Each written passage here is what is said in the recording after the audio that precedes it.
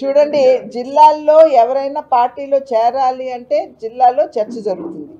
ఆ తర్వాత రాష్ట్ర స్థాయిలో ఆ పేర్ల మీద చర్చ జరుగుతుంది. ఎక్కడైనా ఇబ్బంది ఉన్నదంటే అటువంటి వారిని చేర్చుకునేటువంటి అవకాశం లేదు. చర్చ జరిగిన దాన్ని చేరిపోతున్నారు అని అంటే ఎట్లా? ఎవరు చెప్పారు? మై స్ట్రైట్ క్వశ్చన్ నేను చెప్పామా చేర్చుకుంటున్నామని మీకు సందేశం ఉందా? లేదు కదా. వాళ్ళు పార్టీలో చేరడానికి సిద్ధంగా ఉండొచ్చండి, మేము చర్చించుకోవాలి కదా.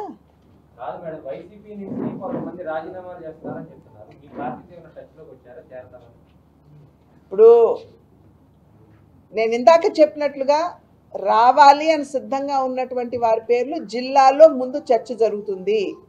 ఒకవేళ గుంటూరు జిల్లాలో ఎవరన్నా ఉంటే గుంటూరు జిల్లా అధ్యక్షులు ఇక్కడ ఉన్నటువంటి అగ్రనేతలందరూ కూడా చర్చించుకుంటారు. వారందరికీ ఆమోదయోగ్యం అయితే రాష్ట్ర స్థాయికి పేర్లు వస్తాయి. రాష్ట్ర స్థాయిలో కూడా ఏదైతే ముఖ్య నాయకులు ఉంటారో వారి ముందు ఈ పేర్లన్నీ కూడా పెట్టడం జరుగుతుంది. అందరి ఆమోదంతో వచ్చినటువంటి వారు ఒకవేళ పార్టీ సిద్ధాంతానికి కట్టుబడి పార్టీ క్రమశిక్షణకి కట్టుబడి పనిచేయడానికి సిద్ధంగా ఉంటే వారిని తీసుకుంటాము. వస్తాయండి, నేను చెప్పాను కదా, చర్చలు జరగాలి కదా. చాలా పేర్లు వస్తాయి.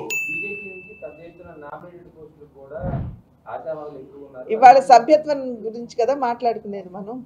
ఆశావాహులు ఆశించడంలో తప్పులేదుగా. బట్ అది 3 పార్టీలు ఆలోచించుకుని ఏవి ఎక్కడ ఎన్ని ఎవరికి ఇవ్వాలనేది విషయం చర్చించుకుంటాం. మామూలుగా అయితే పోటీ పెట్టకూడదు. మనకు 600 చిల్లర ఓట్లు ఉన్నప్పుడు వాళ్ళకు 200 చిల్లర ఓట్లు ఉన్నప్పుడు అసలు పోటీ పెట్టాలని ఆలోచన చేయడమే దుర్మార్గం.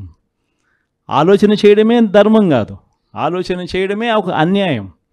ఎందుకనంటే నీకు సంఖ్యాబలం లేనప్పుడు నువ్వు ఎందుకు పోటీ పెడతా ఉండవు? అంటే మేము కొనేదానికోసమే కదా, ప్రలోభాలు పెట్టేదానికోసమే కదా, మన తప్పు కదా.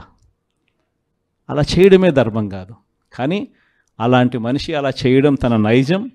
ఆ మనిషి తన అదే మాదిరిగానే చేసినా కూడా వైఎస్ఆర్ కాంగ్రెస్ పార్టీ కార్యకర్తలందరూ కూడా నాయకులందరూ కూడా ఒక తాటి మీద గట్టిగా విలువలకు విశ్వసనీయతకు గట్టిగా నిలబడ్డారు కాబట్టి ఆయన తల వంచక తప్పలేదు.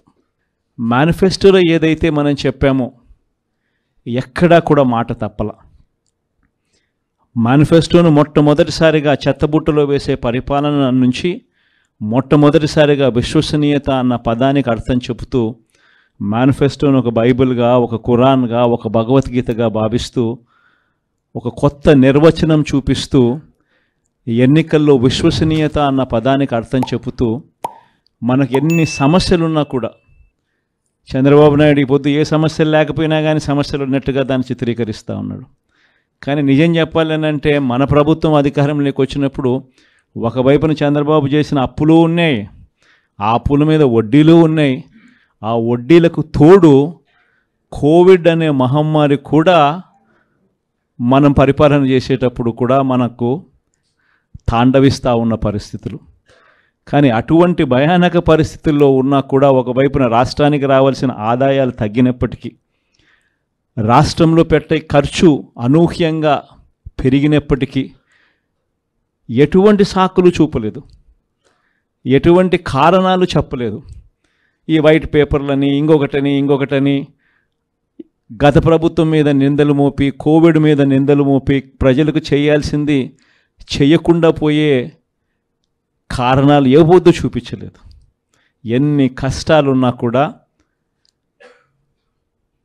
చిక్కటి చిరునవ్వుతోనే ప్రతి ఒక్కరికి కూడా, ప్రతి ఇంటికి కూడా మంచి చేస్తూ, ఇదిగో ఈ నెలలో ఈ కార్యక్రమం చేస్తాం, ఇదిగో ఈ నెలలో ఇది చేస్తాం, ఇదిగో ఈ నెలలో ఇది చేస్తాం, ఇదిగో ఈ నెలలో ఇది చేస్తామని చెప్పి గతంలో ఎప్పుడూ జరగని విధంగా ఏకంగా బడ్జెట్లో ఒక క్యాలెండర్ రిలీజ్ చేసి గత 5 సంవత్సరాల పాలనలో కూడా ఏ నెలలో ఏం చేస్తాము అని చెప్పి క్యాలెండర్ రిలీజ్ చేసి బటన్ నొక్కి నేరుగా ప్రతి ఇంటికి డోర్ డెలివరీ చేసిన చరిత్ర గతంలో ఎప్పుడూ కూడా జరగల.